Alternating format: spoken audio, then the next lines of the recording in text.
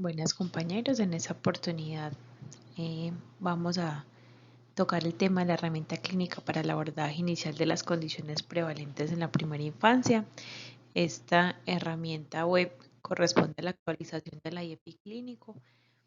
Está publicada por el Ministerio de Salud desde el año 2023 y nos aporta los nuevos lineamientos de la estrategia IEPI para el abordaje y clasificación de las condiciones prevalentes en la primera infancia. Lo que busca esta herramienta al ser publicada en la web es que la información en salud, tanto que sea para profesionales de la salud, madres, padres y cuidadores, se pueda estar actualizando de manera permanente con el fin pues como de brindar la información más fidedigna y con mejor evidencia al momento de su publicación. No, digamos, tener que esperar cada tantos años que se haga la actualización de la estrategia IEPI, sino que aquí se va a ir dando de manera permanente la actualización y las nuevas recomendaciones pues que vayan surgiendo con la nueva evidencia. Esta herramienta entonces busca brindar una orientación para el abordaje integral de niños y niñas en primera infancia y articular la atención resolutiva con las atenciones establecidas en el marco de la Ruta Integral para la Promoción y Mantenimiento de la Salud.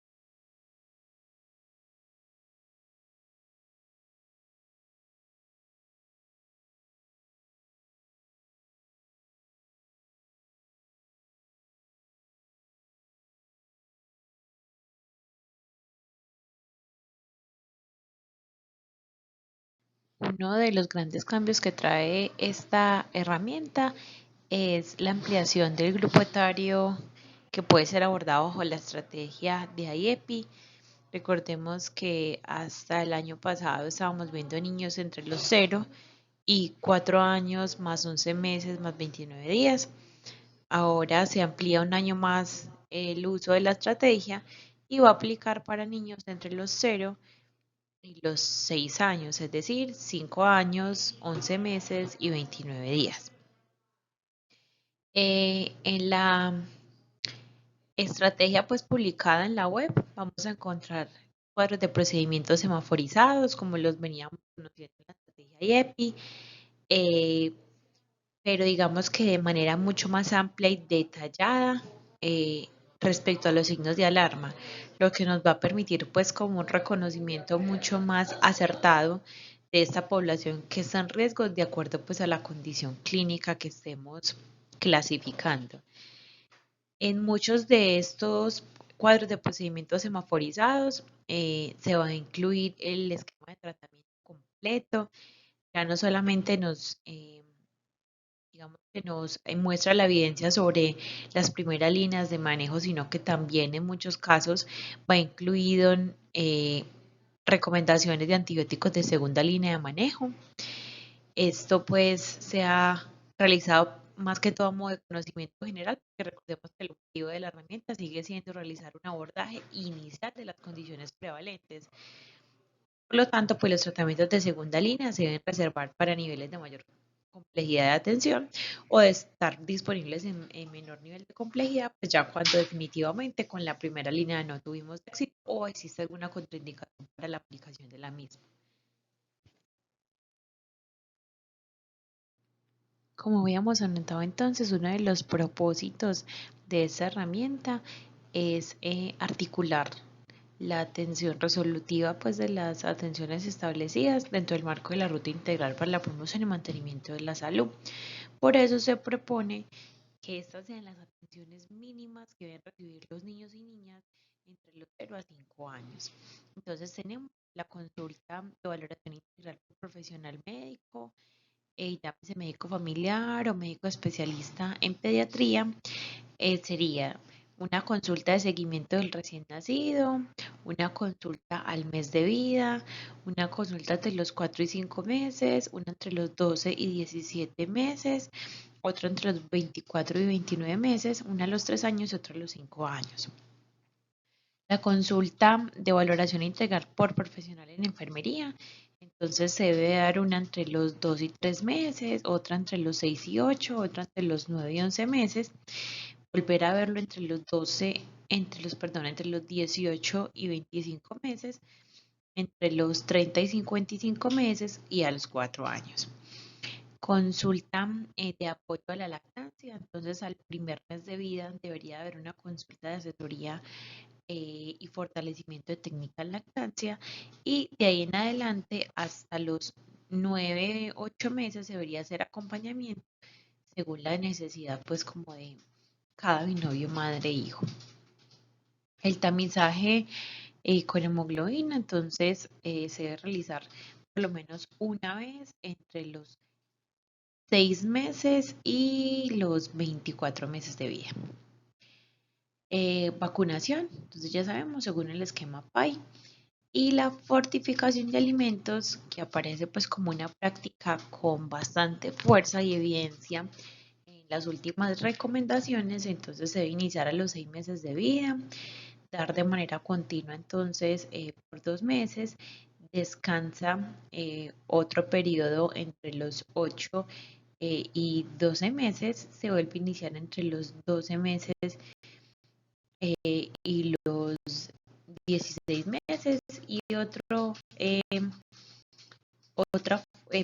periodo de fortificación entre los 18 y 24 meses.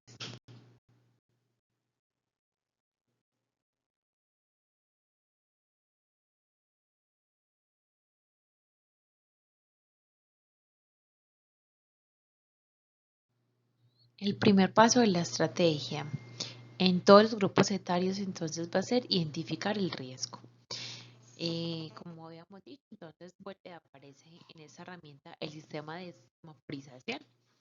Siempre en rojo nos van a aparecer los niños que presenten signos de enfermedad grave. Cuando descartamos estos signos de enfermedad grave, entonces vamos a pasar a evaluar las condiciones de posibilidad de complicación. Si definitivamente no se encuentra tampoco en esta etapa del semáforo que correspondería a la etapa amarilla, si no nos cumple ninguno de esos, entonces ya sería un niño con una clasificación de bajo riesgo. Y vamos a decir que aquellos que no presentan ninguno de estos signos de alarma, lo que vamos a hacer es más una estrategia educativa para los padres y cuidadores en la prevención y la identificación de los signos de alarma para reconsultar.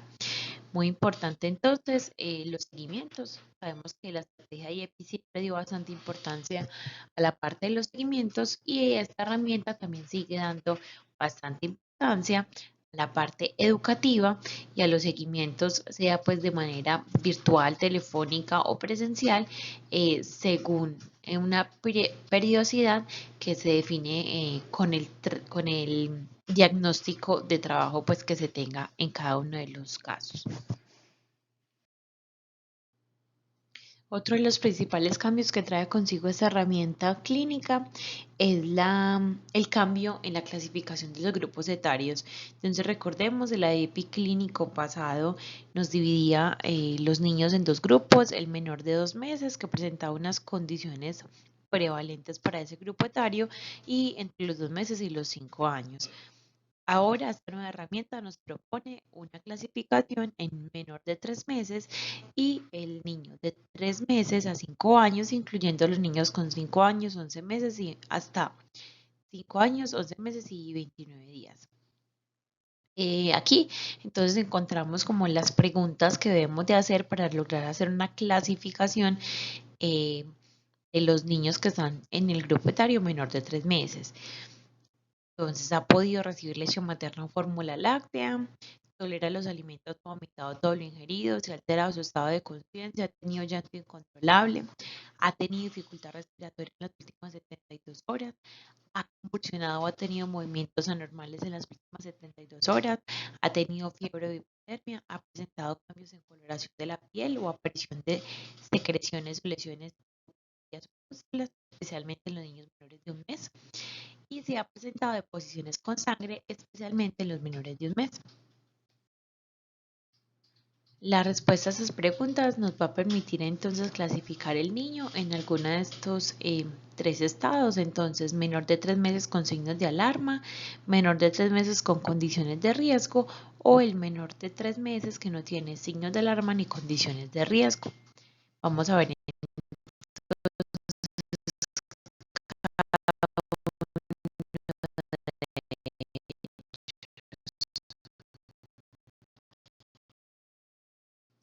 en el anterior IEP clínico, entonces considerábamos como enfermedad grave aquellos niños que tuvieran al menos uno de los 4 signos generales de peligro: letárgico, de beber del pecho o beber pues de su tetero, vomitaba todo lo que comía o había presentado convulsiones durante la enfermedad. Ahora, como vemos, digamos que son un grupo más amplio de condiciones las que nos clasifican con signos de alarma y por tanto con enfermedad grave a un menor de 3 meses. Entonces, aquellos que tengan intolerancia o rechazo a la vía oral, alteración del estado de conciencia, llámese somnolencia, inconsciencia, o que presenten una alteración de su tono muscular, hipotonía o hipertonía.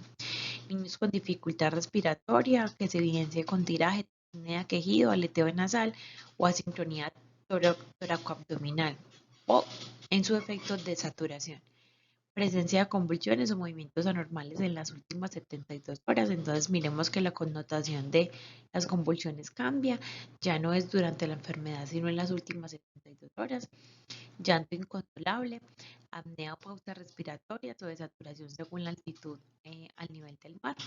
La herramienta trae muchas tablas que nos ayudan pues como tener ahí a la mano valores de referencia que sabemos que en los niños pues es bastante variable de acuerdo a su peso, en este caso por ejemplo de acuerdo a la altitud.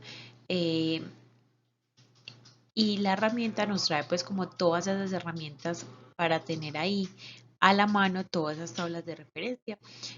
También en el apartado como de menor de 3 meses encontramos, por ejemplo, una tabla de referencia respecto a cuál sería la saturación ideal de acuerdo a la altitud sobre el nivel del mar.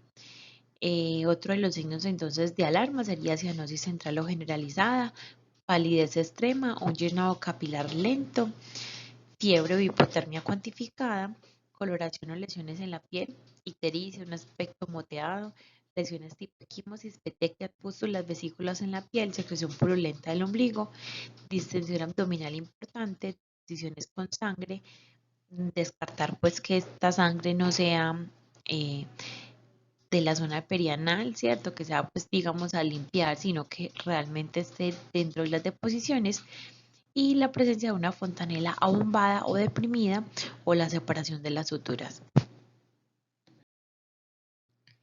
Estas preguntas entonces nos van a permitir clasificar al niño en una condición de riesgo y esto nos va a permitir abrir una gama de diagnósticos eh, graves, ¿cierto?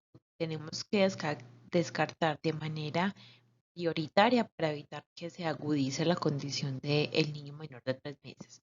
Entonces, ante estas preguntas y una respuesta afirmativa de las mismas, deberíamos de estar sospechando una sepsis neonatal, una enterocolitis necrosante, una infección respiratoria aguda grave, un caso probable de hipotiroidismo, una hipoglicemia, ictericia patológica con signos de alarma, un BRUE de alto riesgo, anemia con signos de alarma, reflujo gastroesofágico con signos de alarma o una madre con signos clínicos de depresión postparto. Supremamente importante tener a la mano la herramienta, ya que como vamos a ver ahorita que hagamos un pequeño pues como recorrido por la herramienta web, eh, es tan completa esta herramienta que nos va a tener para cada uno de estos diagnósticos eh, la visualización de los criterios diagnósticos y las principales estrategias de tratamiento con evidencia disponible para poder como hacer un abordaje inicial. Nosotros pues como primera atención y de medicina general. Si el niño entonces no me cumple alguno de esos criterios eh, de alarma, ¿cierto? De esos signos de alarma para enfermedad grave, entonces vamos a empezar a buscar en él las condiciones de riesgo según los antecedentes prenatales del nacimiento, de adaptación neonatal y de tamizajes postnatales. Estos signos son los enumerados en la resolución 3280 del 2018. Según esta resolución, es de obligatorio diligenciamiento en todas las historias de infancia y IEPI la verificación pues de alguno de estas condiciones de riesgo. Nosotros en nuestra plantilla entonces de IEPI adecuamos un cuestionario que incluye todas estas condiciones de riesgo, que lo ideal es que siempre pues que tengamos un acercamiento al niño, hagamos la verificación que está correctamente diligenciado. Si el niño cumple alguna de estas condiciones de riesgo, entonces estaría en esta clasificación amarilla y de acuerdo a la patología, pues entonces este grupo de semaforización amarilla tendría su manejo. ¿Cuáles son esas condiciones de riesgo? Entonces, tenemos como primera condición de riesgo el bajo peso al nacer, cuando son menor de 2.500 gramos y fueron indicados para ingresar al programa de madre canguro. Prematurez, edad gestacional por debajo de la semana 37, también indica ingreso al programa de madre canguro. Hospitalización neonatal mayor a 7 días. Patología perinatal o neonatal significativa, por ejemplo, asfixia perinatal, trastornos metabólicos persistentes, convulsiones, trastornos respiratorios, sepsis neonatal temprana, necesidad de reanimación neonatal, ventilación mecánica, cirugía neonatal, terapia reemplazo renal, punción lumbar o cualquier otro estudio o procedimiento invasivo en la etapa neonatal. Hijo de madre con infección gestacional o perinatal, aquellos que tienen alto riesgo de malformaciones, problemas del desarrollo o necesidad de atención especial en salud en el niño, por ejemplo, exposición a sífilis, toxoplasmosis, rubeola, citomegalovirus, herpes virus, VIH, Zika. Hijo de madre con complicaciones durante la gestación que haya tenido repercusión en el menor por la edad fetal, perinatal, neonatal o durante el primer año de vida. Otras de las condiciones de riesgo son aquellas que hacen referencia a las alteraciones de salud en el desarrollo. Entonces, aquellos niños que tienen anomalías congénitas mayores o múltiples, niños o niñas que tienen sospechas de problemas del desarrollo infantil, por ejemplo, una disociación, desviación o regresión en el desarrollo. Niños con tamizaje o estudio positivo para alteraciones congénitas, tiroidismo congénito, errores innatos de metabolismo, hipoacusia, problemas visuales o con sospecha de un síndrome genético como un síndrome de Down, intersexualidad, etcétera, o cardiopatía congénita compleja. Niños además que presenten un evento de interés en salud pública también se consideraría con una condición de riesgo.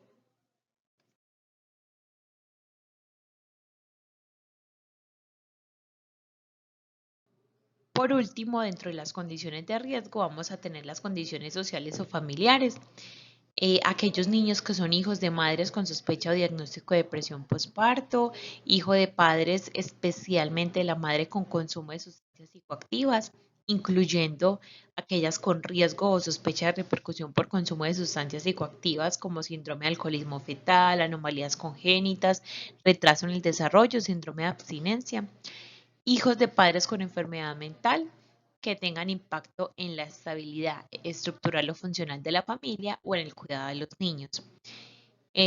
Niños con acompañante de mujer de privación de la libertad o en un centro carcelario, niños con padres o hermanos con enfermedad catastrófica, incluyendo neoplasias, condiciones degenerativas, discapacidad u otras condiciones que afecten negativamente el cuidado del niño durante la primera infancia, niños víctimas de vulneración o violación de derechos humanos con o sin proceso de restablecimiento de derechos en curso, o niños pertenecientes a un hogar con pobreza extrema o en situación de calle. Entonces, si el niño cumple alguna de las condiciones que anotamos anteriormente y de acuerdo a su motivo de consulta o condición pues aguda, eh, estaría clasificado entonces dentro del sistema de semaforización amarillo.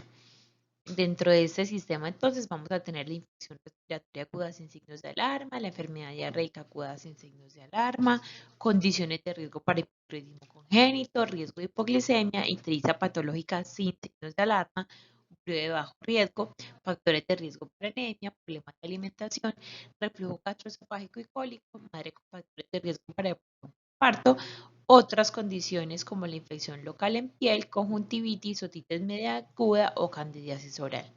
Recordemos entonces niños con estas patologías sin signos de alarma, pero cumplen algunas de las condiciones de riesgo de la 3280 que acabamos eh, de compartir.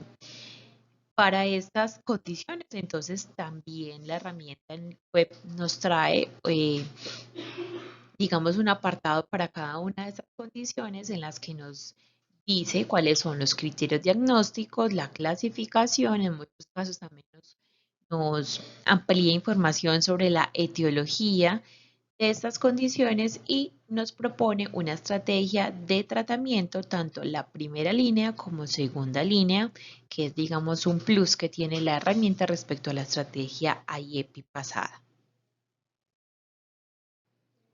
Por último, tendríamos dentro del sistema de semaforización el verde, que correspondería a aquellos niños menores de 3 meses que no presentan ningún signo de alarma ni ninguna de las condiciones de riesgo de la 3280. Entonces, el enfoque con estos niños, ¿cierto? Sería establecer un plan de cuidado ambulatorio, canalizar a las diferentes atenciones de la ruta de promoción y mantenimiento de la salud, de acuerdo a tu grupo etario, cuál le corresponde, o si requiere algún tipo de intervención respecto a vacunación, toma de paraclínicos, inicio de alguno de los suplementos multivitamínicos que nos proponen la ruta de promoción y mantenimiento de la salud. Y recordar siempre entonces, como estamos haciendo un abordaje integral, verificar que no presenten las condiciones de riesgo. Esto mediante la correcta medición de su antropometría para poder hacer una clasificación de su estado nutricional y otras condiciones que de pronto no serán el motivo de consulta, pero que hacer un abordaje integral implica tenerlas en cuenta todas. Entonces, en este grupo verde quedarían todos aquellos menores asintomáticos sin ningún riesgo identificado, condiciones normales de piel, de boca, que pueden estar consultando por condiciones benignas como una ictericia fisiológica y que no tienen problemas para su cuidado porque tienen una adecuada red de apoyo. Los menores entonces que nos quedan en una clasificación de riesgo alto, es decir, aquellos con enfermedad grave, en estos casos va a ser pertinente una referencia de estos menores a un mayor nivel de complejidad. Recordemos que desde la estrategia IEPI viene siendo pues como promovida la estrategia de refiera, ¿cierto? Que es la forma correcta de estabilizar y transportar a los menores eh, para que esto, pues, este cuidado, digamos, durante el traslado también se siga brindando de manera integral. Entonces recordemos que refiera, lo usamos como una mnemotecnia, la R va a ser referencia a la respiración, entonces vamos a siempre garantizar que se esté dando oxígeno por cánula convencional hasta 2 litros por minuto en caso de que el menor lo requiera para mantener saturaciones de acuerdo pues a lo proyectado de acuerdo a la actitud sobre el nivel del mar. La E haría referencia a la estabilidad hemodinámica, siempre evaluando si hay presencia de signos de confusión, siempre también haciendo una medición de variables como la presión arterial. En la herramienta nos van a dar también entonces todas las eh, todos los valores de referencia para los grupos etarios desde los 0 meses, de cuál sería la presión arterial media ideal para estos grupos etarios. La F entonces haría referencia al frío, siempre evitar la hipotermia. Recordemos que la hipotermia hace parte de una de las 3 condiciones en el paciente crítico, entonces siempre se debe evitar la hipotermia. La I, muy importante, información a los padres, que los padres tengan claro el diagnóstico de su hijo, las condiciones de riesgo, la necesidad de la referencia y en qué condiciones se va a dar esta referencia. E hace entonces referencia a la energía glucosa, entonces recordemos, es un menor que no nos está recibiendo la vía oral, debemos de garantizar un adecuado flujo metabólico a través de los líquidos parenterales. R, registro y monitorización, debemos de estar evaluando de manera permanente todas las variables hemodinámicas y dejar un registro de las mismas y las intervenciones que se hacen de acuerdo a los hallazgos. Y por último, la A, que haría entonces referencia a la administración de líquidos y medicamentos de acuerdo a la condición del menor. Respecto a los medicamentos, la herramienta también desarrolló una calculadora de dosis bastante buena, bastante acertada para cada una de las principales condiciones que van a requerir medicación y que simplemente nosotros poniendo pues como la dosis de acuerdo a lo que la guía nos sugiere y a la clasificación de la gravedad, porque recordemos entonces que la dosis va a variar de acuerdo también a la gravedad de la patología, de acuerdo entonces a la clasificación, al peso del menor y a la patología como tal, nos sugiere unas estrategias de tratamiento y nos sugiere unas dosis y una frecuencia de las dosis en la calculadora. Entonces también para que la tengamos muy en cuenta, que es una forma muy acertada y muy segura de hacer una correcta dosificación en estos menores. Bueno, entonces ya habiendo revisado la clasificación general del menor de 3 meses, vamos a revisar entonces lo que nos proponen de clasificación general para el niño entre 3 meses a 5 años. Las preguntas entonces que nos debemos hacer inicialmente en el abordaje de estos niños entonces es, tiene una condición o problema agudo, ¿cierto?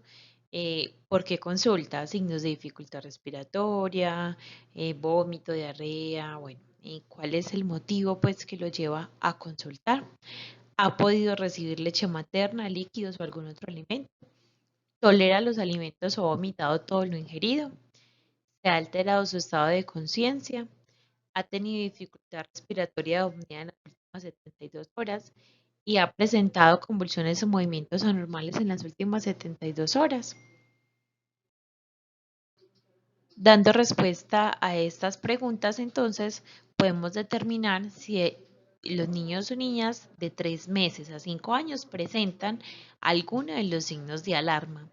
¿Cuáles serían esos signos de alarma? Entonces, intolerancia o rechazo a la vía oral, alteración del estado de conciencia, somnolencia o inconsciencia, dificultad respiratoria, tiraje, taquipnea, asincronía toracoabdominal, presencia de convulsiones o movimientos anormales en las últimas 72 horas, apnea o pausas respiratorias y cianosis o palidez extrema. Si cumple alguno de esos signos de alarma, entonces la conducta será clasificar como una enfermedad grave con alto riesgo de complicaciones. Se debe hacer la estrategia refiera para remitir a un servicio a mayor nivel de complejidad, notificar la condición si se requiere e iniciar el manejo para enfermedad grave de acuerdo pues a su motivo de consulta. Si el niño no presenta ninguno de los signos de alarma, entonces vamos a pasar a la semaforización amarilla, en la que vamos a indagar por las condiciones de riesgo, las mismas condiciones de riesgo de la 3280 del 2018 que vimos anteriormente. Si presenta alguna de esas condiciones, entonces va a ser un niño con una clasificación de sin signos de alarma, pero con condiciones de riesgo.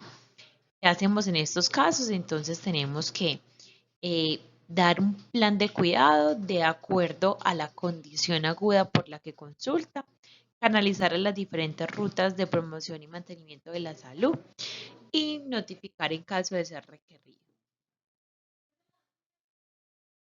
Si se trata entonces de un niño que no cumple signos de alarma, no cumple condiciones de riesgo, entonces sería clasificado dentro del sistema de semaforización verde. En aquellos niños entonces, digamos que la intervención va a estar más enfocada hacia la promoción y prevención. Vamos entonces a enrutarlo en algunas de las atenciones de la ruta de mantenimiento y de la salud. Y vamos a establecer un plan de cuidado en casa con una revisión de manera ambulatoria de la condición aguda por la que esté consultando. Respecto a la correcta estabilización y transporte para niños entonces más grandecitos, a los mayores de un mes, lo mismo que habíamos dicho, la estrategia refiera, pero recordando que ya en los mayores de un mes podemos usar la cánula convencional de oxígeno hasta por 3 litros por minuto. Como les comentaba entonces, ahora más adelante, la herramienta es muy completa y tiene apartados para cada una de las condiciones que nos mencionan en las clasificaciones. Como podemos ver acá, para el niño menor de 3 meses tenemos la posibilidad de consultar un resumen muy actualizado, muy bien pues como enfocado y sustentado científicamente de cada una de estas condiciones: sepsis neonatal, enterocolitis, neumonía, bronquiolitis, enfermedad diarreica aguda, hipotiroidismo congénito, hipoglicemia neonatal, ictericia neonatal, síndrome de hipoalimentación, BRUE, evaluación de la alimentación, fisura labio palatino en el recién nacido, anemia, llanto intenso, cólico del lactante, reflujo gastroesofágico, depresión perinatal, infección local, lesiones de piel no infecciosas, ictericia fisiológica, condiciones normales del recién nacido, información en salud sobre el síndrome infantil de muerte súbita y cómo prevenirlo. Todas estas, como les digo, son apartados disponibles ahí en la web, todos con criterios diagnósticos, etiología, plan de manejo de acuerdo a la clasificación de riesgo. O sea, realmente es una herramienta bastante completa y muy bien sustentada científicamente y sabemos que todas estas condiciones entonces las vamos a tener ahí a la mano para hacer pues como un abordaje correcto y muy actualizado de cada una de ellas. Em, digamos que como en esta charla lo que queremos es que conozcamos como de manera global la herramienta. No vamos a hacer como énfasis en cada una de estas condiciones, pero más adelante dentro del plan de capacitaciones sí vamos a tener específicamente algunas sobre las infecciones respiratorias, infecciones diarreicas, epilepsia y prevención de cáncer, ¿cierto? Que son como dos de las patologías eh, a las que esta herramienta le está apostando bastante en temas de reconocimiento temprano de signos y síntomas para hacer abordajes un poquito, digamos, más acertados y oportunos en estas condiciones.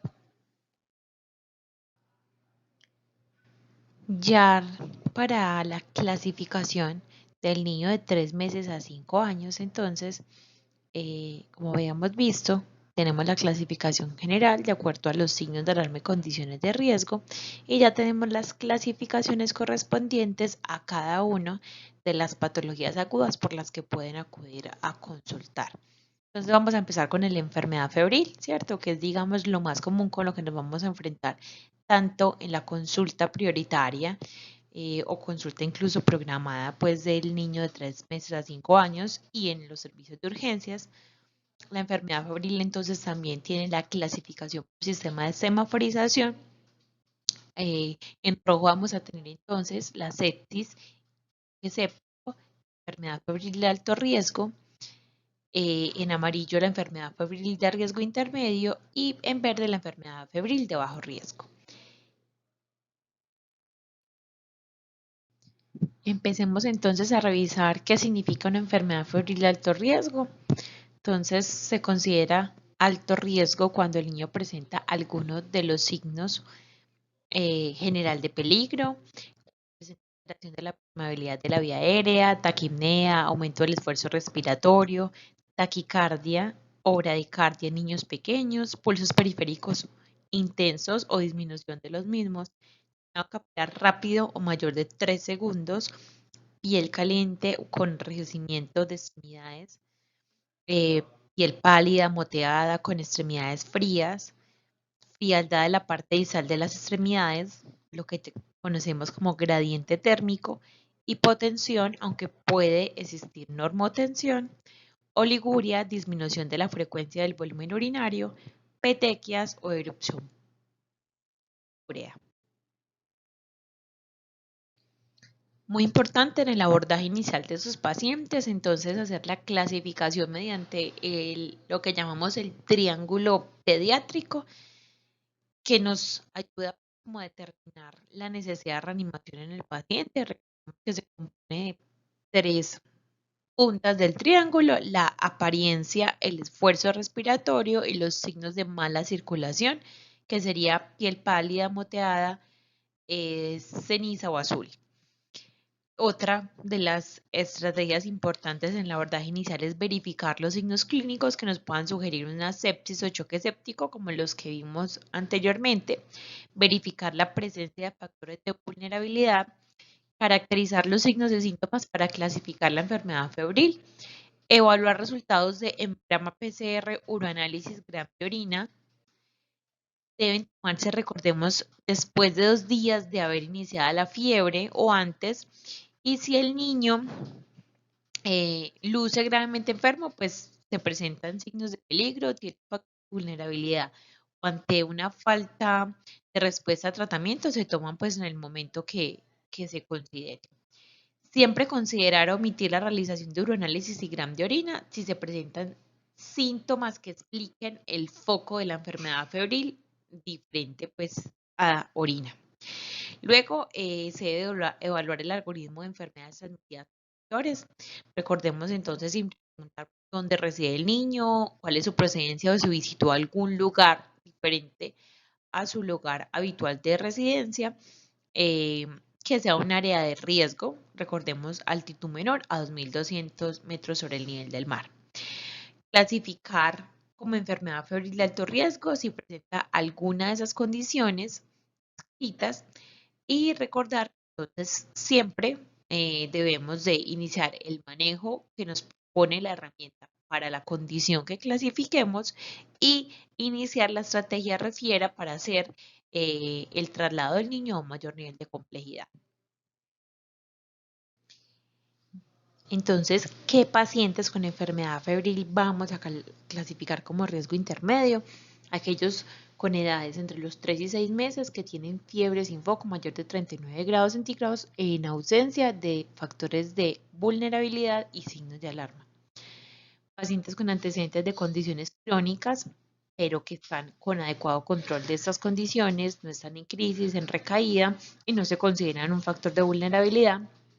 Pacientes con inasistencia, pero que están aceptando la vía oral, pacientes con fiebre inexplicada por infección, con signos de localización como neumonía, infección de vías urinarias, gastroenteritis, infección de piel y tejidos blandos, entre otras, que no tienen indicadores de gravedad, no están deshidratados y no presentan signos de dificultad respiratoria. El paciente que luce decaído, pero no luce gravemente enfermo, pacientes con respuesta inadecuada al estímulo social, no tienen sonrisa social, tienen disminución de la actividad, se despiertan sin dificultad cuando se estimulan. Pacientes con un patrón de fiebre recurrente, recordar muy importante, hacer todas las preguntas relacionadas con salidas por fuera pues, de su lugar habitual de vivienda, las altitudes de los lugares que ha visitado pues, de manera reciente. Enfermedades que no progresan con deterioro progresivo, laboratorios que tienen alteraciones pero sin considerarse dentro de la clasificación de riesgo alto que vimos ahorita, y que su entorno de cuidado es un entorno protector y hay compromiso para acudir a una revisión a los 2 días. Último, en el sistema de semaforización tenemos el verde, serían aquellos niños con una enfermedad febril de bajo riesgo. Entonces, ¿qué consideramos enfermedad febril de bajo riesgo? Algunas de las siguientes condiciones.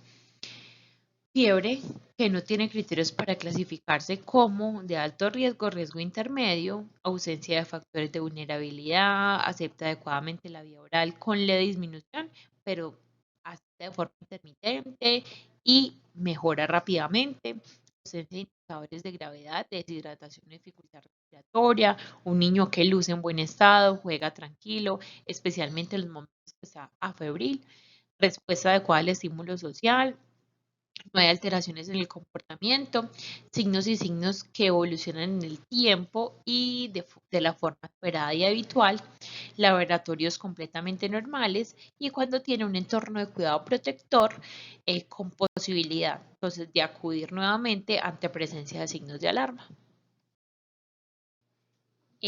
Nos propone también entonces la herramienta identificar para cada uno de los posibles focos de infección algunos signos que nos hagan pensar específicamente en ese foco.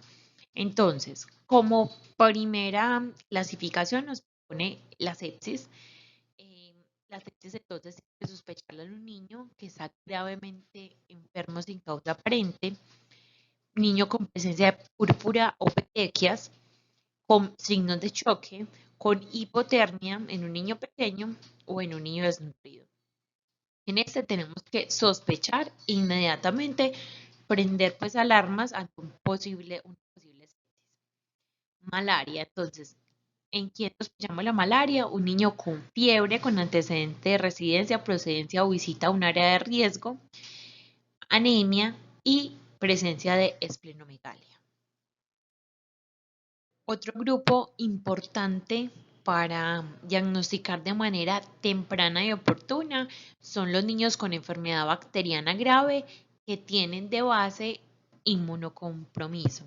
Entonces, siempre sospecharlo una descompensación con un niño que tenga enfermedad crónica, con potencial de inmunocompromiso, por ejemplo, un niño con síndrome nefrótico, el niño desnutrido, el niño que tiene asplenia o ácido esplenectomizado, niños con inmunodeficiencias o inmunosupresión, diabetes, enfermedad de células falciforme, cualquiera de estas condiciones que generan inmunocompromiso deben de hacernos sospechar una enfermedad bacteriana cuando se presenta una crisis o descompensación de su enfermedad. Importante también sospechar neuroinfección en aquellos niños que se presentan con convulsiones a repetición, cuando hay alteración del estado de conciencia, cuando se presentan con rigidez de cuello, abombamiento de la fontanela, rash petequial o purpúrico. Recordemos respecto a los signos meningeos que si bien en los niños son más comunes encontrar que en los adultos, menos del 50% de los casos de neuroinfecciones van a tener en el examen físico presencia de signos meningios. Entonces es supremamente importante no descartar este diagnóstico por la ausencia de estos signos. Siempre, siempre, siempre pensar en un niño febril con alteración del estado de conciencia y convulsiones como primer diagnóstico una neuroinfección. Otro de los signos de una localización infecciosa para otitis media aguda, entonces la otalgia, la secreción por el oído y la presencia de una membrana timpánica eritematosa e inmóvil. Cuando los signos de infección ótica se acompañan además de edema doloroso detrás del oído, debemos de pensar entonces en una mastoiditis. Recordemos que no solamente las ayudas diagnósticas y el manejo cambia respecto a la otitis, y esta va a tener una clasificación de connotación de mayor gravedad, entonces supremamente importante siempre ante signos de una otitis indagar y evaluar al examen físico la presencia de edema doloroso detrás del oído. Otras posibles localizaciones, pues en un cuadro febril, una hepatitis, sospecharla cuando hay anorexia severa, dolor abdominal y se puede presentar también ictericia o coliuria ya en casos, digamos, que estén mucho más florida la sintomatología hepática. Siempre recordar que en una articulación dolorosa en el niño debemos sospechar siempre una infección osteoarticular tipo osteomelitis o artritis séptica. Entonces, ¿cuándo sospecharla? Cuando tenemos una sensibilidad a la palpación, rechazo para mover la extremidad afectada, rechazo a soportar peso en la pierna afectada, no lograr el apoyo con la extremidad afectada, cuando la articulación está caliente, sensible a la palpación, edematosa y hay limitación en los arcos de movimiento articular. Otra de las probables localizaciones infecciosas cuando estamos con un niño con una enfermedad febril, entonces sería una fiebre reumática aguda. ¿En qué casos sospechamos esto? Los antecedentes de infección por biógenes, la presencia de un soplo cardíaco, también pudiera darse eso una endocarditis infecciosa, un soplo cardíaco, pues de nuevo nos puede hacer pensar una fiebre reumática aguda, la presencia de artralgias migratorias y cuando hay otros signos pues específicos ya más a nivel de laboratorio que se pueden encontrar pues en el apartado que tiene la herramienta de fiebre reumática aguda. Otra de las posibles localizaciones, entonces, del cuadro infeccioso es una infección de tejidos blandos. En este podemos entonces encontrar cuadros de celulitis, la más común. Cuando hay presencia de pústulas, también pensar en que puede ser el origen de piel, el cuadro infeccioso del síndrome febril, una eritrodermia o piel quemada y una piomiositis, ¿cierto? Cuando hay una infección purulenta en los músculos. Un absceso retrofaríngeo entonces lo vamos a sospechar cuando hay presencia de odinofagia, referida generalmente por el mismo niño, en el caso pues, de niños y niñas mayores, la presencia de cialorrea o dificultades para la deglución, el desplazamiento de las estructuras de la cavidad oral y la presencia de enopatías cervicales dolorosas a la palpación. La sinusitis entonces la vamos a sospechar cuando hay síntomas superiores respiratorios intensos, congestivos, síntomas altos que son persistentes por más de 10 días, sin mejoría apreciable, empeoramiento de los síntomas respiratorios luego de un periodo de mejoría, como un cuadro bifásico, fiebre alta con secreción nasal purulenta que dura al menos 3 días seguidos y dolor facial a la percusión sobre el seno afectado. Cuando hablamos de enfermedad febril en los niños de 3 meses a 5 años, no podemos olvidar una de las etiologías más frecuentes, que es la infección de vías urinarias. Recordemos que este foco infeccioso aporta una gran morbimortalidad y es en general una de las causas más frecuentes de hospitalización en los niños. Entonces siempre tenemos que tener en cuenta descartar este foco infeccioso. Algunos de los síntomas clásicos entonces con los que se van a presentar los niños son dolor abdominal, malestar o dolor pues suprapúbico o en su defecto lumbar cuando ya afecta vías urinarias altas, llanto durante la micción que correspondería pues a la disuria, orina más frecuente de lo habitual, llámese poliaquiuria cuando es en pocos volúmenes, pues en poco volumen de manera frecuente, o poliuria cuando es gran volumen de manera frecuente, y la presencia de incontinencia urinaria en un niño que ya había logrado control de esfínteres.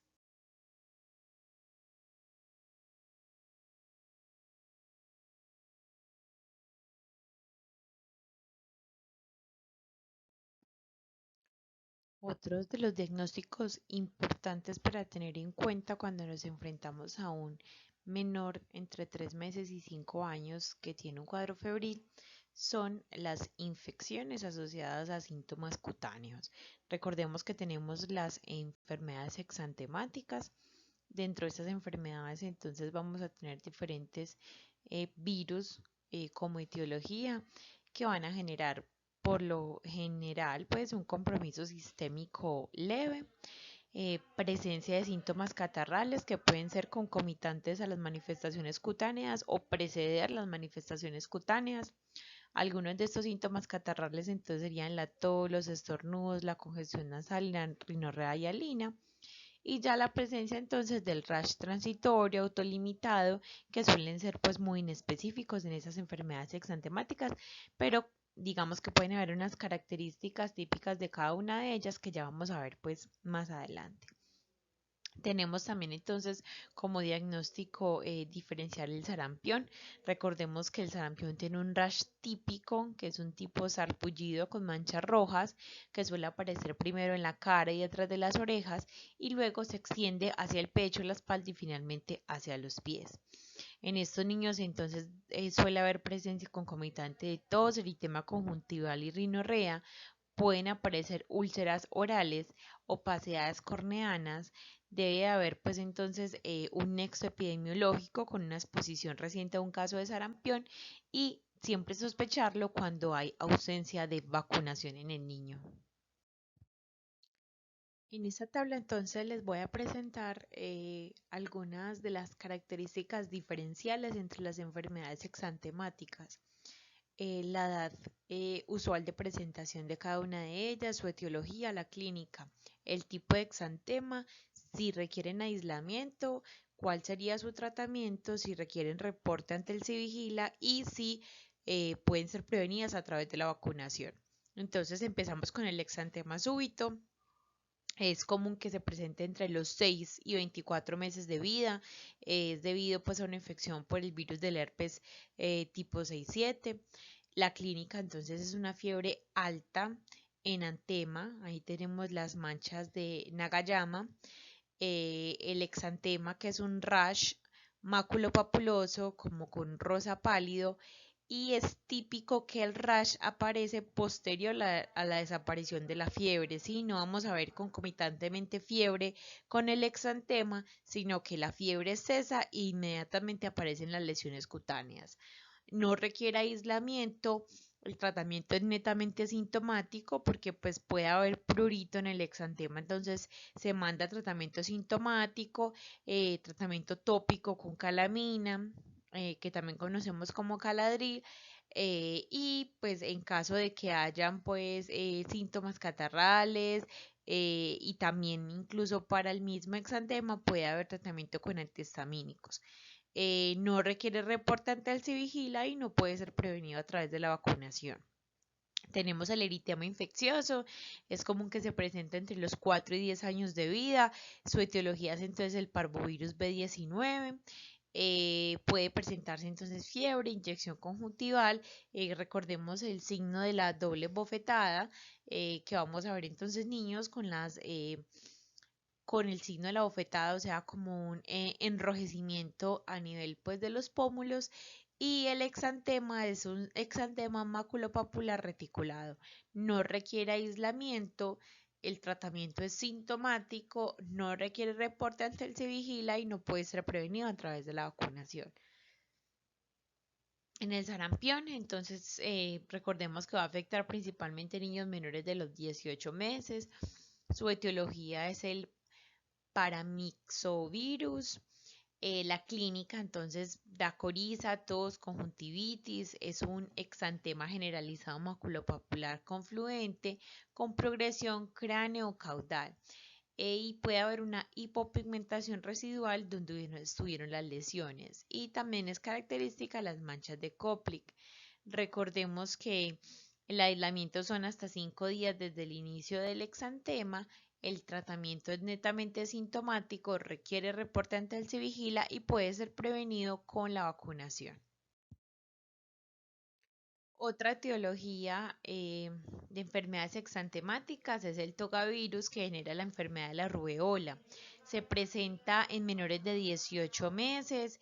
Su clínica entonces es cefalea, mialgias, tos, adenopatías retroauriculares.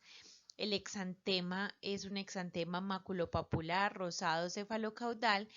Requiere aislamiento de 5 días desde el inicio del exantema. El tratamiento es sintomático, requiere reporte ante el se vigila y puede ser prevenido a través de la vacunación. Seguimos con la mononucleosis infecciosa. Por lo general afecta a niños menores de 5 años y adolescentes, aunque puede aparecer en cualquier momento de la vida. La etiología entonces es una infección por el virus del Epstein-Barr. Su clínica entonces fiebre, odinofagia, adenopatías. Genera un brote maculopapular en tronco, cara y extremidades superiores. No requiere aislamiento. El tratamiento es sintomático. No se reporta ante el se vigila ni puede ser prevenido a través de vacunación. Seguimos con la varicela. La varicela afecta principalmente niños entre los 1 a 14 años. La etiología entonces es el virus de la varicela zoster. La clínica, fiebre, cefalea, mialgias y lesiones en todos los estadios, pápulas, vesículas, pústulas y costras.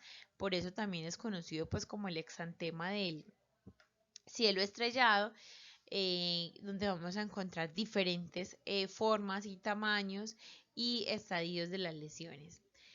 5 días desde el inicio del exantema, la recomendación del aislamiento. El tratamiento es sintomático, requiere reporte ante el se vigila y puede ser prevenido con la vacunación. Tenemos la enfermedad pie-mano-boca, afecta a niños menores de 5 años.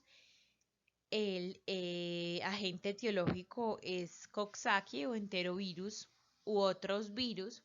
Genera fiebre, lesiones dolorosas en la boca, muy comprometidas pues como la mucosa oral y la parte de los labios y los ángulos de los labios. Genera vesículas en palmas, plantas, úlceras superficiales en lengua y el paladar. No requiere aislamiento, el tratamiento es sintomático y analgésico, no requiere reporte ante el se vigila y no puede ser prevenido a través de la vacunación. Siguiendo con el grupo de las enfermedades exantemáticas, tenemos la escarlatina. La escarlatina tiene una edad de presentación entre los 13 y 14 años. Es generada por una infección por estreptococo del grupo A.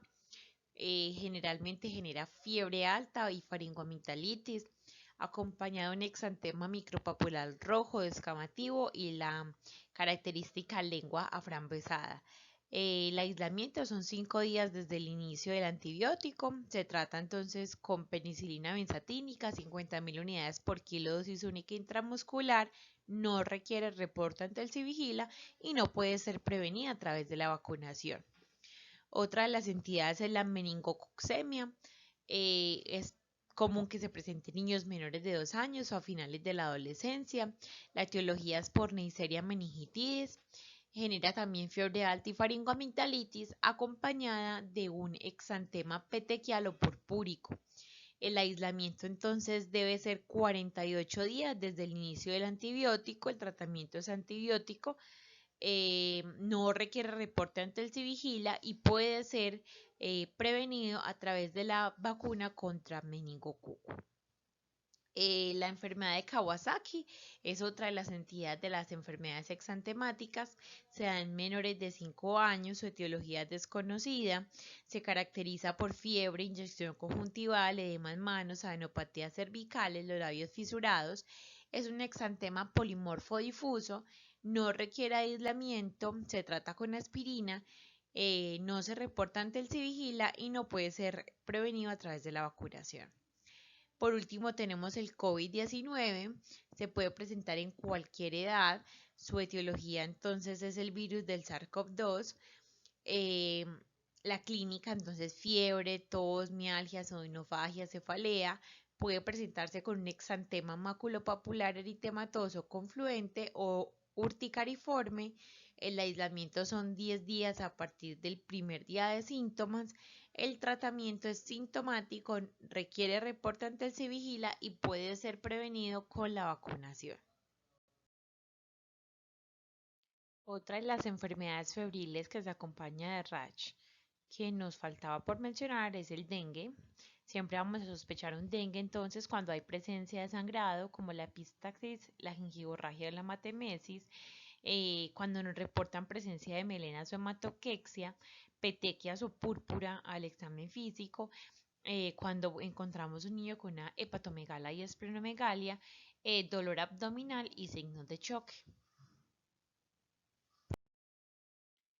En este apartado de condiciones de riesgo que cursan con fiebre, entonces, la herramienta en línea de enfermedades prevalentes de la infancia nos permite entonces también la consulta de apartados específicos para infección de vías urinarias, neuroinfección, infección por el SARS-CoV-2, enfermedad de Kawasaki, fiebre reumática, fiebre prolongada sin foco conocido, enfermedades exantemáticas que ya repasamos un poquito de los diagnósticos diferenciales entre estas y las enfermedades transmitidas por vectores y zoonosis. Cada uno de estos apartados entonces tiene de manera más detallada la parte clínica, etiológica y de tratamiento de cada una de estas condiciones que vale pues entonces la pena revisar y tener a la mano a modo de consulta. Uno de los temas que ha sido bandera de la estrategia IEPI es el de las infecciones de tracto respiratorio. La estrategia siempre ha brindado herramientas para la clasificación del riesgo de las diferentes enfermedades respiratorias y esta nueva herramienta ha permitido a su vez enfocar a todos aquellos pacientes sintomáticos respiratorios y hacer una clasificación cuidadosa de los mismos en un esquema de semaforización que permite identificar los pacientes que van a requerir de un cuidado intrahospitalario y aquellos que son susceptibles de manejo de manera ambulatoria. Entonces, esta herramienta lo que nos propone es enfocar los pacientes sintomáticos respiratorios con estas principalmente dos preguntas. Primero, si tiene tos o dificultad respiratoria y segundo, si tiene otros síntomas respiratorios, congestión nasal, dolor de oído, dolor de garganta, verificando siempre la condición inicial del paciente y la presencia de uno de síntomas generales de alarma o otras condiciones de riesgo. Entonces, para la herramienta que se conoce como infección respiratoria aguda, serían todas aquellas infecciones respiratorias en los niños y niñas menores de 5 años y que constituyen una de las principales causas de morbimortalidad en el mundo. La infección de las vías respiratorias se divide en dos grandes grupos, aquellas infecciones que afectan la vía aérea superior y aquellas que afectan la vía aérea inferior. Vía aérea superior o infección respiratoria alta es aquella que compromete estructuras por encima de la laringe, que incluye oídos, nariz, faringe, senos paranasales y estructuras acompañantes. Y las infecciones de vía respiratoria baja, aquellas que comprometen la vía inferior, es decir, estructuras afectadas por debajo de la laringe, incluyendo tráquea, bronquios y pulmones. Esta nueva herramienta entonces trae apartados específicos en los que se hacen revisiones bibliográficas completas en cada una de las patologías concernientes al tracto respiratorio. En cada una de ellas vamos a encontrar cómo hacer el abordaje diagnóstico, una revisión de agentes etiológicos, de la clínica manifestada por estos pacientes, la clasificación de acuerdo a la patología de sus condiciones de riesgo y por supuesto un apartado respecto al tratamiento con toda la evidencia disponible y actualizada. Vamos a encontrar entonces capítulos específicos para rinofaringitis aguda, laringotraqueitis croup, rinosinusitis, otitis media aguda, faringoamigdalitis, bronquiolitis, neumonía, tosferina, asma y tuberculosis. En una próxima capacitación vamos a hacer un abordaje específicamente de lo que concierne infecciones de vías respiratorias. Por eso en esta capacitación solo queríamos mencionarles cuáles son las patologías de las que disponemos la ayuda en línea en la herramienta, que tienen pues bastante información muy valiosa. Otra de las enfermedades, digamos así, abanderadas de la estrategia IEPI es la diarrea aguda. Eh, en este caso, la herramienta entonces lo que nos proporciona es nuevamente un sistema de semaforización de riesgo. Inicialmente el abordaje debe hacerse por estas primeras dos preguntas: ¿el niño ha tenido diarrea o ha presentado vómito o intolerancia a la vía oral? Si la respuesta es positiva, entonces tenemos que pensar en que el niño está presentando una enfermedad diarreica aguda, que es definida por la OMS como la presencia de 3 o más deposiciones en 24 horas con una disminución de la consistencia habitual y duración menor a 14 días. Por encima de 14 días ya se consideraría crónica. La causa más frecuente de la diarrea aguda es la infección gastrointestinal, que produce una gastroenteritis o inflamación de la mucosa gástrica e intestinal. La diarrea aguda es prácticamente sinónimo de gastroenteritis aguda de causa infecciosa. Respecto a la clasificación de la enfermedad diarreica aguda, entonces la herramienta nos propone nuevamente por sistema de semaforización. En clasificación roja tendríamos la diarrea con signos de deshidratación grave o signos de choque hipovolémico. En amarillo tendríamos la diarrea con algún grado de deshidratación sin ser esta considerada una deshidratación grave. Tenemos también la diarrea con alto riesgo de deshidratación, que es aquella que se presenta de alto débito o con intolerancia a la vía oral. Y tenemos entonces por último la diarrea sin deshidratación en verde, que son aquellos niños susceptibles de manejo ambulatorio con recomendaciones para prevenir la deshidratación y con claros signos de alarmas para reconsultar por el servicio de urgencias. También sobre enfermedad diarreica vamos entonces a tener una capacitación individual exclusivamente para esto, para evaluar qué otras estrategias desde la herramienta nos están proponiendo que tienen evidencia en el manejo de la enfermedad diarreica aguda, y por supuesto hacer una revisión del protocolo de nuestra sala de rehidratación oral, que está asociada al servicio de consulta prioritaria y urgencias. Otro de los temas que aborda la estrategia IEPI y esta nueva herramienta que es su actualización es la desnutrición aguda. Hay un apartado bastante amplio, completo y muy actualizado respecto a las recomendaciones para el abordaje de pacientes con desnutrición aguda. Vamos a tener una capacitación exclusiva pues sobre el tema de desnutrición, pero queríamos mencionar que dentro de esta herramienta se encuentra pues información disponible y que nuevamente nos hace una clasificación por sistema de semaforización de los pacientes con diagnóstico de desnutrición aguda. en rojo, entonces van a quedar todos los casos de desnutrición, sea aguda, sea moderada o severa, tanto para niños de 0 a 6 meses, que sabemos que serían de manejo intrahospitalario, y para niños de 6 a 59 meses, que sería de manejo ambulatorio, teniendo en cuenta la prueba de apetito. Si es positiva, manejo ambulatorio; si es negativa, sería de manejo intrahospitalario. Aquellos niños que entonces puntúen con un riesgo de desnutrición, ¿cierto? Porque en los parámetros entonces antropométricos van a tener un peso para la talla entre -1 y -2 desviación estándar. Entonces estos niños van a pasar a la clasificación amarilla, y aquellos que tengan un adecuado estado nutricional entre -1 a +1 van a quedar en la clasificación verde. Como un recorderis pues de los conceptos, entonces recordemos que nutrición moderada es aquella que se da cuando el indicador de peso para la talla es menor a -2 desviaciones estándar y mayor o igual a -3 desviaciones estándar. Puede acompañarse de algún grado de emanciación o delgadez.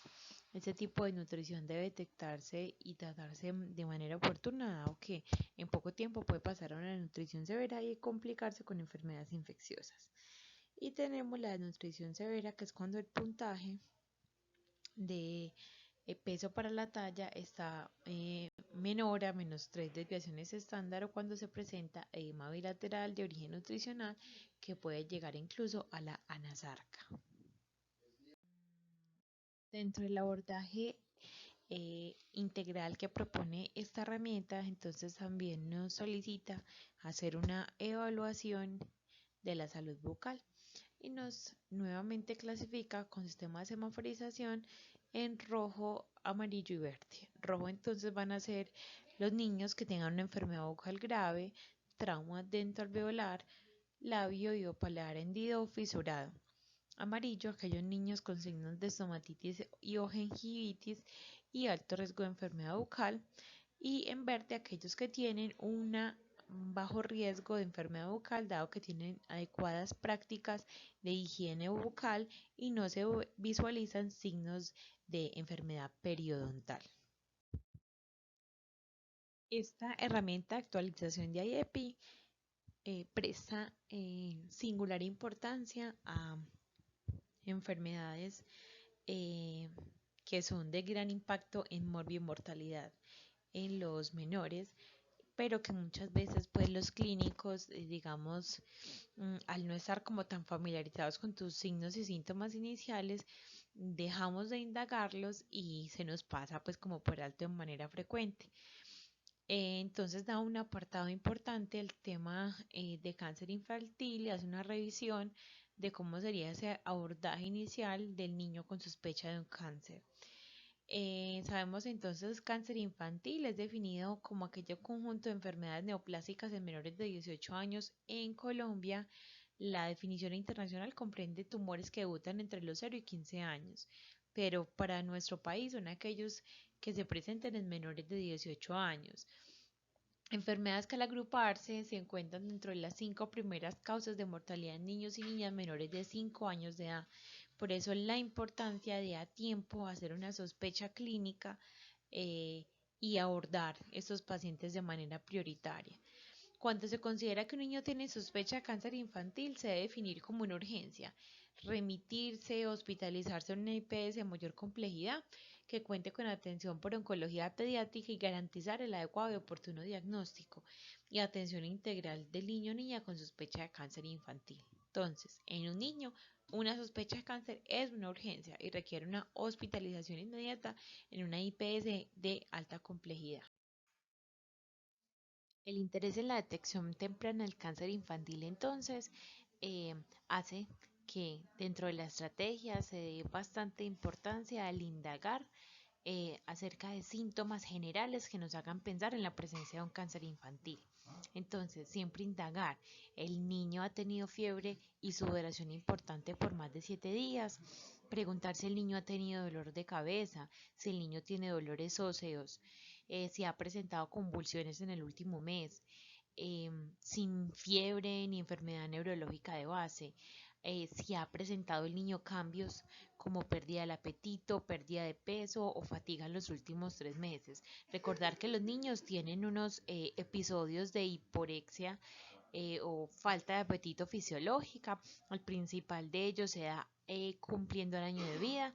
Entonces puede hacer como el diagnóstico diferencial si es una pérdida de apetito fisiológica o realmente, digamos, es un cambio abrupto en el hábito alimenticio del menor. Respecto al tema entonces de cáncer infantil, también tenemos un sistema de semaforización. En rojo vamos a tener todos aquellos niños con probable cáncer o sospecha de cáncer, niños que por la clínica con la que consultan, tienen alguna lesión que por imagen o por examen físico sea sugestiva de un proceso neoplásico o porque respondan a las preguntas que citamos anteriormente como positivo, entonces estarían en esa clasificación roja. En amarillo tenemos aquellos niños que tienen algún riesgo de cáncer, alguna condición de base que predispone a la aparición de un cáncer o una condición que requiere seguimiento especial por riesgo de convertirse en una neoplasia. Y en verde entonces tenemos aquellos que tienen poca probabilidad de cáncer, no tienen factores de riesgo, no tienen ninguna condición de riesgo, ni tampoco alguna sintomatología que haga sospechar un cáncer. Otro de los temas de gran importancia dentro del desarrollo de esta herramienta es el abordaje inicial de la epilepsia. Entonces se hace la diferenciación en las definiciones de epilepsia y crisis epiléptica. Entonces, crisis epiléptica es aquella aparición transitoria de signos y síntomas provocados por una actividad neuronal anómala excesiva o simultánea en el cerebro. Y epilepsia ya es un trastorno cerebral caracterizado por una predisposición continua a la aparición de crisis epilépticas y por las consecuencias neurobiológicas, cognitivas, psicológicas, sociales de esa enfermedad. La definición de epilepsia entonces requiere presencia de al menos una crisis epiléptica. Respecto a este tema, entonces, ¿cuál es la pregunta obligada que se debe hacer a todos los niños que abordamos desde la estrategia IEPI? Entonces, vamos a preguntarles, durante los últimos 12 meses ha presentado episodios de pérdida de conciencia, desconexión con el medio, incapacidad para responder, movimientos anormales, sacudidas involuntarias de cualquiera de las extremidades. Si la respuesta es positiva, entonces debemos de sospechar que el menor pueda estar cursando o haya cursado con una crisis epiléptica y requiera pues estudios adicionales para ello. El sistema de semaforización que nos proponen entonces para el abordaje inicial de la epilepsia nos pone en rojo aquellos niños que han tenido un estado epiléptico o un problema neurológico grave con alto riesgo de desarrollar un trastorno con crisis epilépticas. En amarillo las epilepsias con crisis generalizadas, epilepsia con crisis focal y en verde aquellos niños que no tienen epilepsia ni condiciones de riesgo. El abordaje de salud mental también hace parte de esta integralidad en la atención que busca brindar la herramienta de enfermedades prevalentes de la infancia. Por ello, entonces, nos proponen abordar la salud mental desde dos esferas, un abordaje desde el desarrollo y un abordaje desde la salud mental del cuidador. El abordaje desde el desarrollo entonces nos propone el uso de instrumentos como escala de tamizaje y evaluación del desarrollo infantil, propuestos y reglamentados desde la resolución 3280 del 2018. Estos son la escala abreviada del desarrollo en su versión 3, el cuestionario VALE y el TSM-CHAT. Tras la aplicación de esas escalas, entonces vamos a tener el sistema de semaforización en el que vamos a poner en rojo los niños con sospecha de alteraciones en el neurodesarrollo, aquellos que no tengan un rendimiento esperado dentro de las escalas de desarrollo infantil, sospechas de trastornos del apego, riesgo de problemas en el neurodesarrollo y riesgo de alteraciones en salud mental infantil estarían en amarillo y aquellos que tienen un desarrollo esperado y sin factores de riesgo respecto a las condiciones emocionales con su cuidador va a estar en clasificación verde. Otro de los entes a los que hace referencia la herramienta que debe ser abordado en la consulta integral del menor es la identificación de violencias. eh, Propone la definición de la OMS violencia, la cual dice que violencia es el uso intencional de la fuerza o el poder físico, de hecho o como amenaza contra uno mismo, otra persona o un grupo o comunidad que cause o tenga muchas probabilidades de causar lesiones, muerte, daños psicológicos, trastornos del desarrollo o privaciones. Acá tenemos entonces la clasificación por sistema de semaforización que nos hace la estrategia respecto al tema de violencia. Entonces, en rojo estarían los niños con sospecha de violencia sexual o cualquier otro tipo de violencia. En amarillo, los niños que tienen factores de riesgo por problemas de crianza o cuidado, factores de riesgo pues para ser violentados. Y en verde, aquellos que no tendrían sospecha ni ningún factor de riesgo para violencia. Y por último, presentarles un apartado que trae la herramienta en el que se dan recomendaciones sobre alimentación saludable. En este apartado, entonces, nos dan algunas generalidades de la alimentación complementaria, la forma correcta de la introducción de la alimentación complementaria, digamos, respecto a texturas y presentaciones para ofrecer los alimentos a los niños, el orden en el que se deberían introducir, la frecuencia y cantidad en la que se deben introducir los alimentos. Es una guía bastante útil y amplia al respecto de la alimentación complementaria y cómo debe ir esta adaptándose y complementándose pues como a las diferentes etapas del crecimiento del niño. Un apartado también que nos habla de la importancia de la salud bucal y cómo garantizar esa salud bucal en los niños, y otro apartado sobre prevención de accidentes. Bueno, entonces acá les presento la herramienta web de las que les he estado haciendo pues la familiarización con esta capacitación. Esta es la herramienta que encontramos entonces en la web, que está dispuesta por MinSalud. Esta herramienta les vamos a dejar pues el link para que puedan acceder fácilmente a ella desde cualquiera de los computadores, pero también pues es muy fácil de encontrarla en internet. Simplemente en el buscador de Google ponemos herramienta IEPI y la primera opción pues de página web nos va a llevar a la herramienta. Inicialmente entonces encontramos en el inicio. Podemos ver acá entonces como una recorderis de a quién aplica la herramienta. Entonces recordemos que es niños y niñas entre los 0 y 6 años que consultan a cualquier servicio de salud. Por acá entonces también nos pone un flujograma sobre el enfoque inicial que se debe tener para clasificar cualquiera de las patologías por las que consulta el niño. Entonces vemos aquí el sistema de semaforización respecto a los signos de enfermedad grave. Y aquí más abajo en la parte del inicio nos presenta cada uno de los módulos de la herramienta, desde el módulo 1 hasta el módulo 14, y cada uno de ellos entonces qué podemos encontrar. Y en el inicio también nos sale lo de las atenciones individuales por ruta, eh, prevención y promoción de la salud. Nos va a mostrar entonces un recuadro en el que nos va a recordar de acuerdo a la edad del niño qué atenciones debería estar recibiendo respecto entonces a valoraciones por medicina general y pediatría, por personal de enfermería, consulta de apoyo en lactancia materna, vacunación y fortificación casera con micronutrientes en polvo. En la parte pues superior, la herramienta nos va a organizar por módulos la información. Entre los módulos 1 y 4 entonces vamos a tener los signos de enfermedad grave y la clasificación de enfermedad grave en el menor de 3 meses y en el niño de 3 meses a 5 años. También nos va a presentar las generalidades sobre valoración antropométrica y el abordaje inicial del niño menor de 3 meses con las patologías más prevalentes en estas edades. De los módulos 5 al 9 nos va a presentar entonces un módulo muy importante correspondiente a fiebre.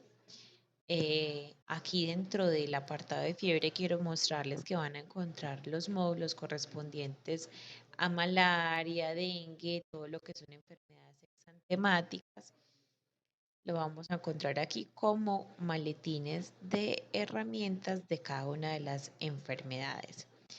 Eh, cada una de ellas entonces, cada uno de esos maletines nos permite acceder a una información actualizada de cada una de las patologías respecto a su diagnóstico, clasificación y manejo.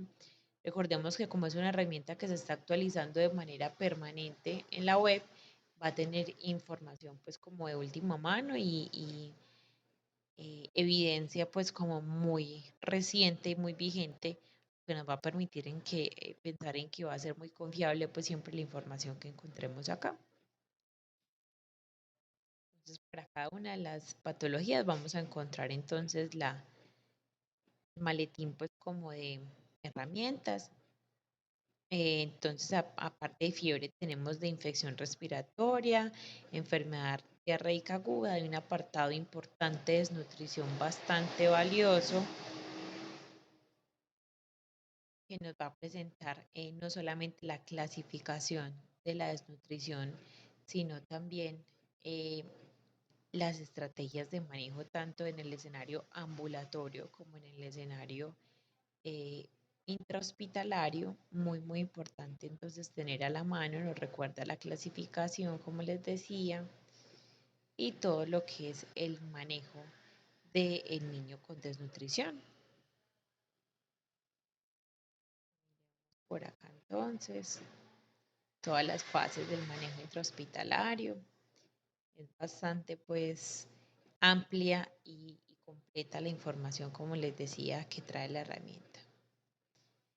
Ya que al final entonces nos trae ya la parte de cáncer infantil, epilepsia, salud mental, como vimos pues en la presentación, sospecha de violencias y ya la información en salud, que era lo que les decía de alimentación saludable, que hace mucho énfasis en alimentación complementaria, salud bucal y prevención de accidentes. Por último, quería mostrarles de la herramienta la calculadora de dosis. Esta calculadora es bastante útil eh, y bastante importante pues tenerla en mente cuando queramos hacer una prescripción de algún medicamento con dosificación especial en niños. Los medicamentos entonces la calculadora nos va a solicitar eh, de qué módulo pues harían parte, de qué módulo de los que presentaron dentro de la herramienta harían parte o fueron mencionados esos medicamentos. Por ejemplo, vamos a evaluar con un niño con una enfermedad respiratoria aguda, que la patología definimos, digamos que tendría una neumonía grave, sería de pronto el caso. En ese caso, entonces, el manejo sería con ampicilina. La presentación, entonces, viene en ampollas de 500 miligramos y 1 gramo. No va a requerir ningún tipo de ajuste. Y veamos entonces que él nos arroja la dosis que es recomendada de acuerdo a la clasificación de la enfermedad. Y aquí la calculadora entonces, pongámosle un peso de 15, él automáticamente nos haría el cálculo de cuál sería la dosis recomendada, cuál sería la posología, ¿cierto? El tiempo de tratamiento y nos saca también recomendaciones entonces de tener en cuenta otros tratamientos en caso de que el niño presente algún otro factor. Bueno, compañeros, eso era lo que teníamos en esta oportunidad para compartirles una, una presentación general de la herramienta para la atención de enfermedades prevalentes de la primera infancia. Recordemos que entonces esta información está ahí disponible en la web para que hagamos un uso, digamos, juicioso de esta información, la leamos de manera permanente, estamos actualizados respecto a estas enfermedades. Dada la importancia que algunos de estos diagnósticos, como las enfermedades respiratorias, enfermedad diarreica, la parte de la desnutrición, entonces tienen en nuestra práctica diaria, tendremos unas próximas capacitaciones enfocadas en esos temas para dar como abordaje a esta información que la herramienta trae respecto a esas enfermedades.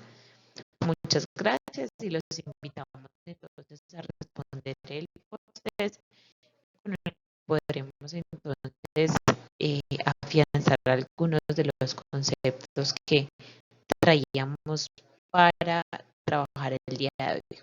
Muchas gracias.